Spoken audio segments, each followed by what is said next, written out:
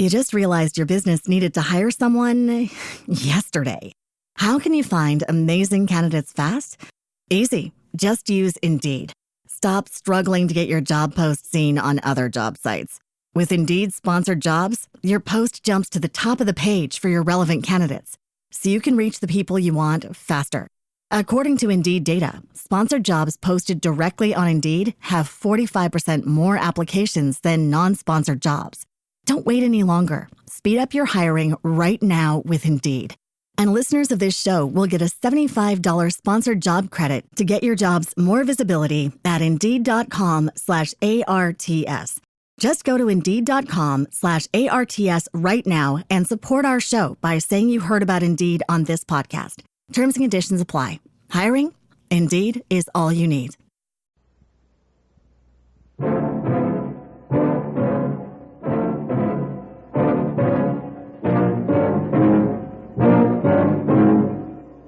You own one of the largest ranches in California. The most cattle, the best land, and the toughest riders. But I'll tell you something, Mr. Crown. The little mission of San Sebastian is going to defeat you.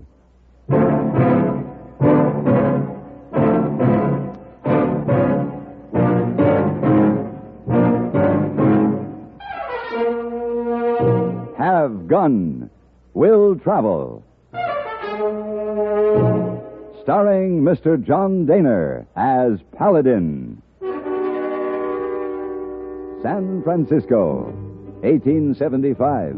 The Carlton Hotel, headquarters of the man called Paladin.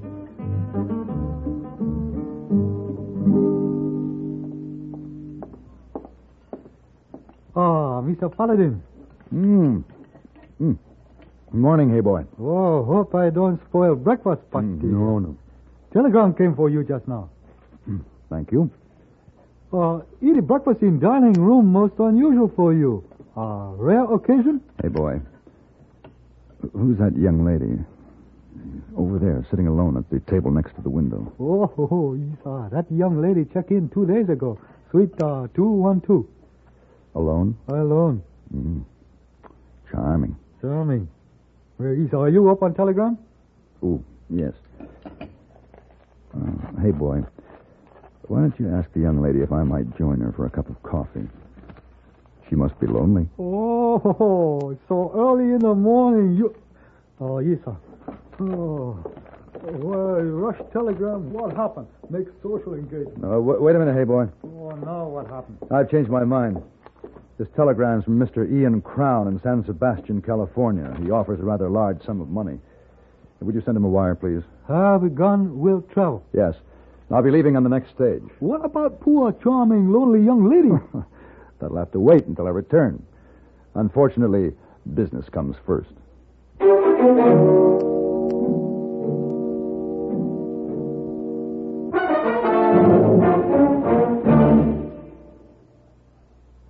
This is Frank Knight speaking for the world's most honored watch, Longines.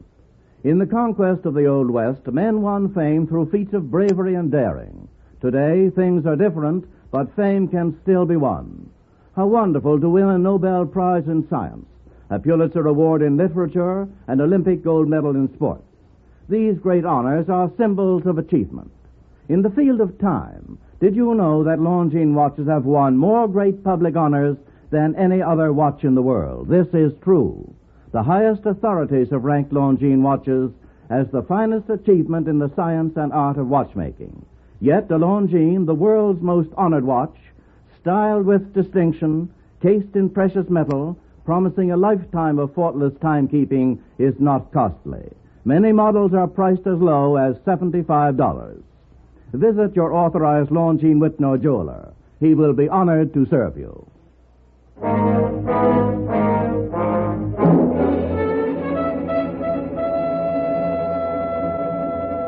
The stage ride down the Camino Real brought me at last to San Sebastian, one of the mission towns established 100 years ago by the followers of Junipero Serra. I knew this country well, its low green valleys and crisp ocean air. I did not know Ian Crown. I inquired at the stage office.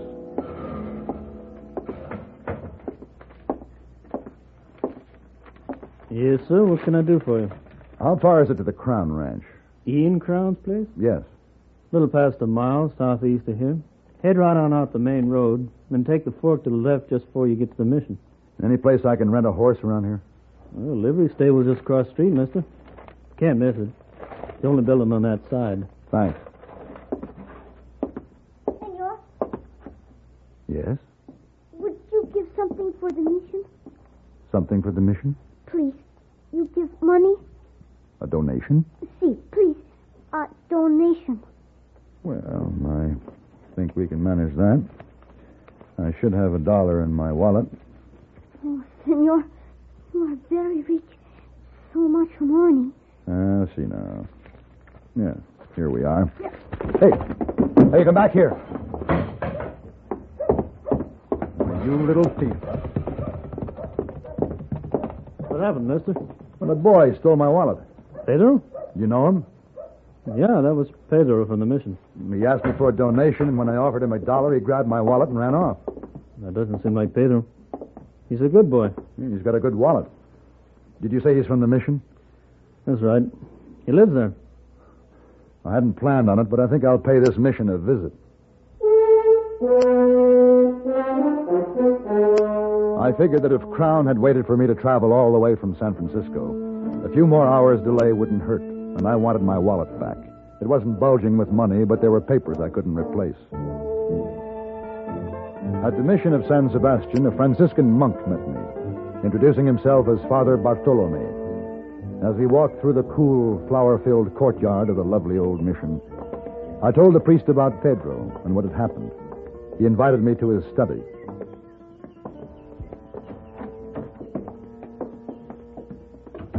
Won't you be seated, Senor Paladin?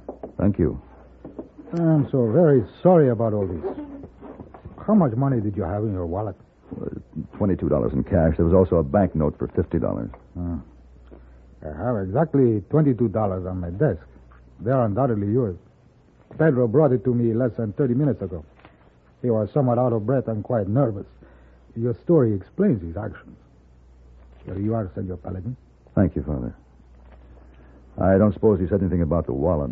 No, Senor. Do you think he still has it? Perhaps he can answer that question himself. Will you excuse me, Senor Paladin?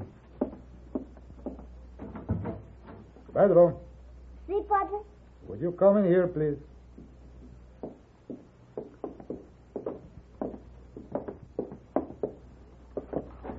Hey, Pedro, you know why this man is here. See, Padre? Is it not true that you took his wallet and ran away? See. That was very wrong, Pedro. See, Padre. Why would you do this? I'm sorry, Padre, but there was so much money. I had to take it for San Sebastian. It was wrong, Padre. I know it was wrong. Hey, where is the wallet now, my son? In the stable. Please get it and bring it back to this room. See, Padre.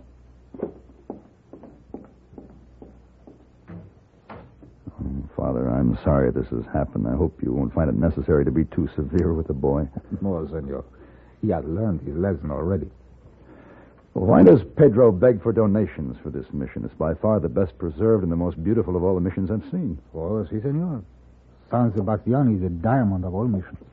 Thanks to Senor Crown. Ian Crown? Si. Sure know him?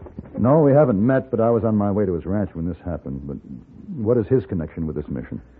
Well, senor, several years ago, before California became a part of the United States, the Mexican government sold the missions to raise defense funds for their treasury. It was then that Senor Crown became the owner of San Sebastian. You mean Crown bought the mission from the Mexican government? Si, senor. Uh-huh. Well, most of the others wasted to ruins. This mission prospered under the skilled management of Senor Crown. But then, when President Lincoln signed a bill giving the missions back to the church, Senor Crown was forced to relinquish this mission on the land around it. He was paid for the land, wasn't he? Oh, si, senor. But he was not in sympathy with the price. To compensate for the additional payment he felt was due to him, he took the statue of our patron saint, San Sebastian, from its rightful place in this mission. He is now in his home, and he refuses to return it to us. Do you think he'll ever give the statue back to the mission? No, senor. Not unless we pay him for it. How much does he want? $2,000. An impossible sum. It would take many years to accumulate that much money. And that's why Pedro begs for donations. Our people are most anxious to have the statue returned. Well, certainly. How much money have you collected, Father?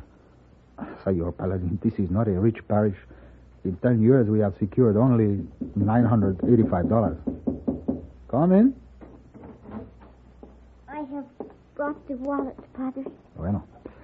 Give it to Senor Paladin. Senor. Thank you, Pedro. I'm sorry, Senor. Please forgive me. Senor Paladin, please check your wallet for the banknote you mentioned. It's here, Father. Everything's here. Pedro. Si, Senor. At the stage office, I was going to give you a donation. You remember? Si. Would you accept this $5 gold piece for the statue of San Sebastian? Oh, si, Senor. Gracias. Gracias.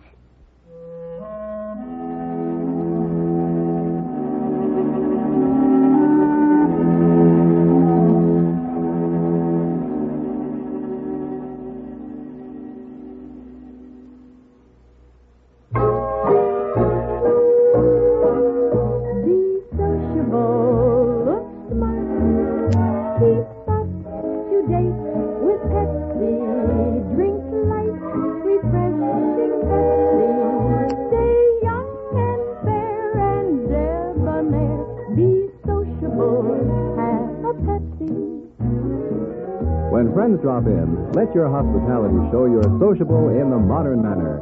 Pepsi, you know, is a favorite of the smart and young at heart. Be sociable, smart, keep up to date with Pepsi. Drink light, refreshing Pepsi. Stay young and fair and debonair. Be sociable, have a Pepsi. Have you tried a Pepsi lately?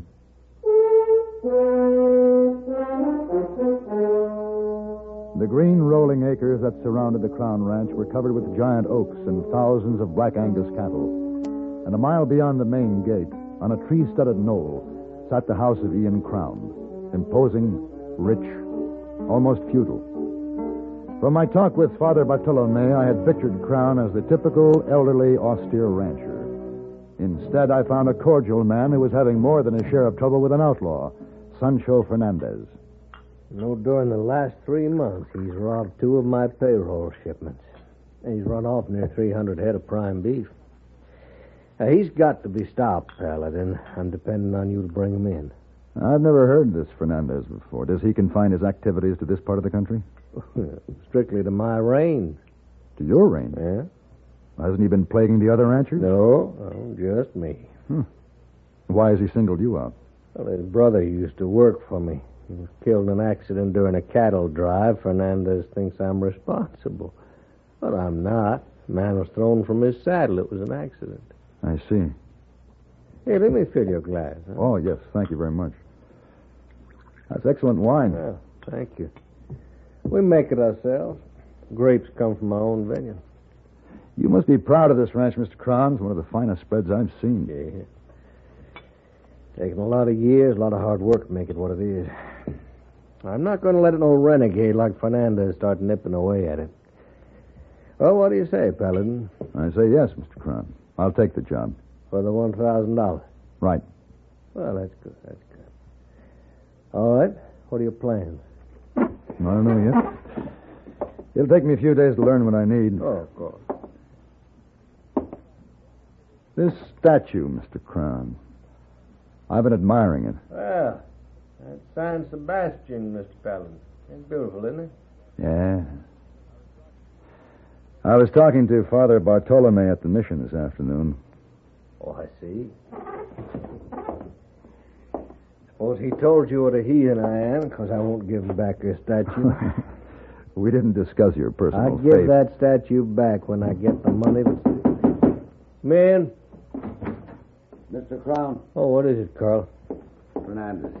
He stopped the stage and took the payroll money. Oh. Anybody hurt?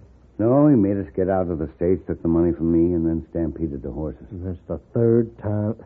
Oh, Paladin, this here's my foreman, Carl Stocker. How do you do? How are you? Carl here's bringing the payroll money from the bank in Coldwater. Where did it happen?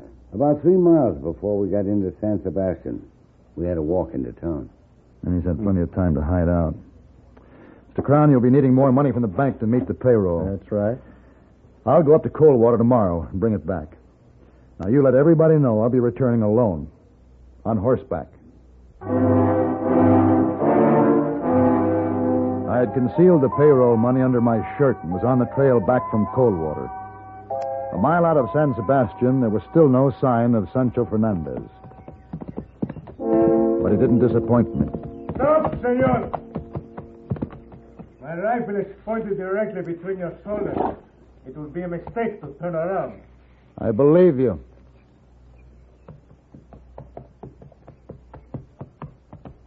Now, drop your gun barrel to the ground. Dismount and stand with your back to me. You have some money for Senor Crown. Where is it? You're well informed. Money. Where is it? In my shirt. With a gun, no doubt. Do not move.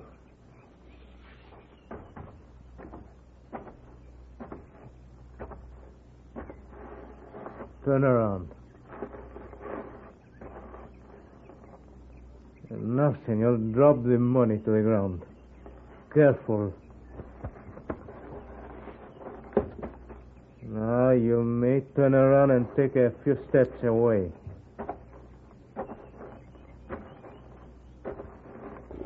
That will be far enough. Now, you will not be needing your horse.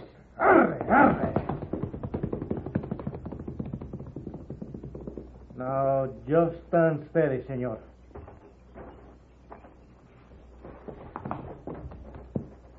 It's not too long a walk to the rancho. Give my regards to Senor Crown. Sancho, there's a derringer pointing at your back. Drop your rifle.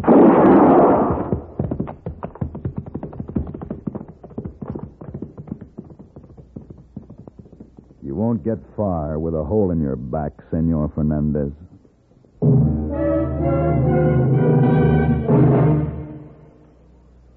A bunch of the boys are whooping it up every weekday on CBS Radio. Variety spices the airwaves with fun every time CBS Radio turns them loose.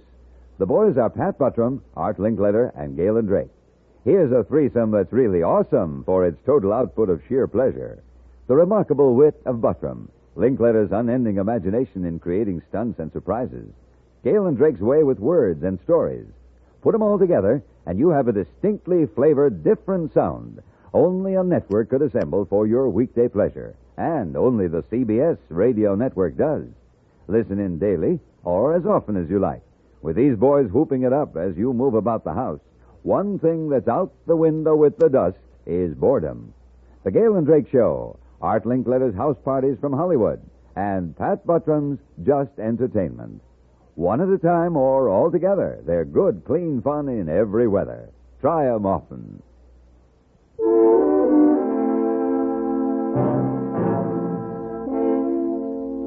Sancho left an easy trail to follow through the yellow wheat fields. He had managed to stay on his horse, but he had lost a lot of blood along the way. His trail led to the mission at San Sebastian.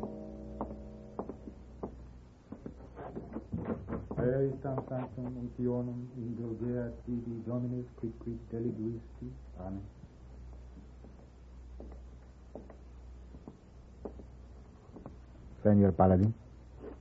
The Padres told me Fernandez was here. Oui. He is dead. Let us go to my study. Why do you ask for Sancho Fernandez? Ian Crown hired me to bring him in. Are you responsible for this? We had a gunfight a mile or so out of town. He robbed me of some money I was delivering to Crown. I followed him here. He was almost dead when he arrived. He asked for sanctuary.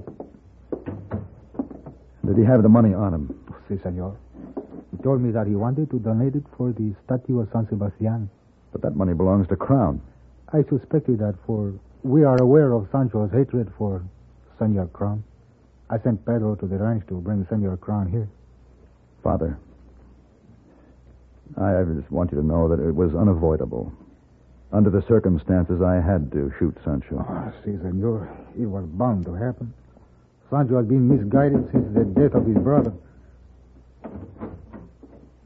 Senor Crown, coming. Hello, Father. Paladin, I didn't know you was here. Pedro told me Sancho was wounded. Where is he? He's dead. How'd it happen? Gunfight. He ambushed me on the trail back a ways. Ran my horse off and took the money. We exchanged shots. His horse brought him here. Senor Crown, I believe this belongs to you. That's the payroll money, Crown. Yeah. Well, thank you, Father. Sorry you had to get mixed up in my private affairs. Well, let's go on back to the ranch, Paladin. No, I think I'll stay here, Mr. Crown. I want to take the next stage back to San Francisco. Well, we got a little business to finish up. Yeah, I know. You owe me a check for $1,000. That's right. Well, I want you to turn my fee over to the mission. To what? And Father Bartolome, you told me you had $985 in the savings fund for the statue. Well, no, senor, there are $990. You gave Pedro $5, remember? I remember. Well, here. I'd also like to donate this $10. This should bring your savings to an even 1,000.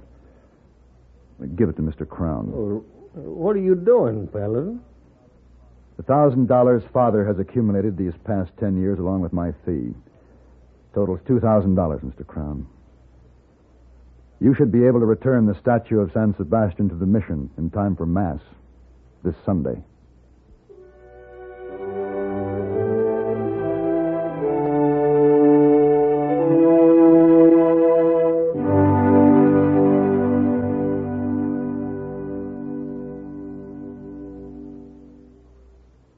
Our American youths are flabby, out of condition physically and mentally.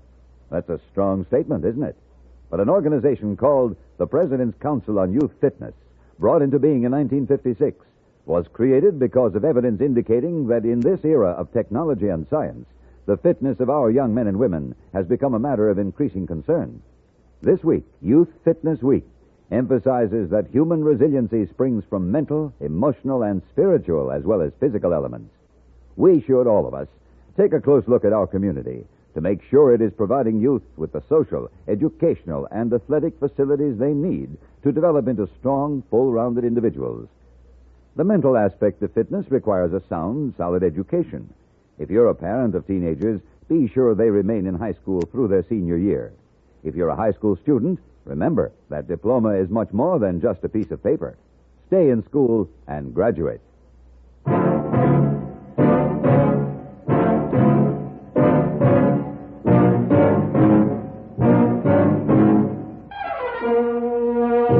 Have Gun, Will Travel. Created by Herb Meadow and Sam Rolfe, is produced and directed by Norman MacDonald and stars John Dehner as Paladin with Ben Wright as Hayboy. Tonight's story was written by Albert Alley and adapted for radio by Frank Michael. Featured in the cast were Lawrence Dobkin, Don Diamond, James Nusser, Richard Beals, and Perry Cook. Hugh Douglas speaking.